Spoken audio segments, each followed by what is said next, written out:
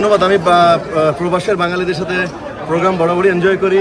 আমি তাদের সামনে বাংলাদেশের জাতীয় ফ্ল্যাগ তুলে ধরতে পারি, এটা আমার সবচেয়ে বড় গর্বের। এবং আজকে কনসাল জেনারেল এসেছিলেন, ওনার হাতে আমি ফ্ল্যাগ দিয়ে সেই ফ্ল্যাগ আমি তুলে ধরেছি। একটা আমরা মাথা উঁচু করে দাঁড়িয়ে বাঁচার জাতি, বাংলাদেশের জাতি স্বাধীনতা করে আমরা যুদ্ধ করে স্বাধীনতা পেয়েছি।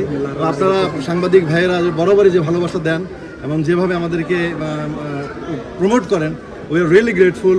আমি সমস্ত শিল্পীদের পক্ষ থেকে, যেহেতু আমি তিনবারের শিল্পীদের নেতা ছিলাম, সেই সমস্ত শিল্পীদের পক্ষ থেকে আপনাদের প্রতি ভালোবাসা।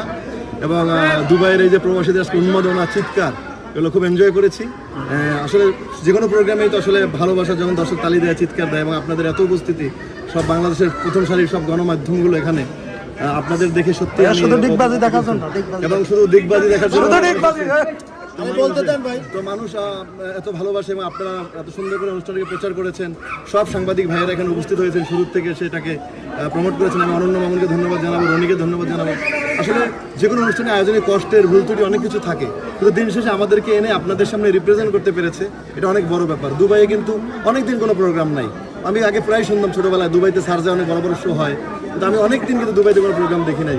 এই যে একটা ধারাবাহিকতা শুরু হলো, আশা করি বাঙালি কালচার এভাবেই চালু থাকবে। বাঙালি শিল্পীরা আসবে, আপনাদেরকে আনন্দিত করবে, উজ্জীবিত করবে। আপনারা সেই আমাদের ভুল ত্রুটিগুলো অ্যাভয়েড করে আমাদের ভালো জিনিসগুলো তুলে ধরে দর্শকদেরকে আরও আমাদের এখানে আমন্ত্রিত করার চেষ্টা চালিয়ে যাবেন। আপনাদের লেখা, আপনাদের নিউজ যে কোনো কিছু চেয়ে শক্তিশালী। আপনারা আছেন বলে আমরা তারকা হয়ে উঠি, আমাদের খবর মানুষ জানে। তো আপনারা ভবিষ্যতে এগুলো অব্যাহত রাখবেন এবং আমাদের এই বাংলা কালচারকে তুলে ধরবেন এই প্রবাসীদের মাঝে, সেই প্রত্যাশা আপনাদের প্রতি আমার।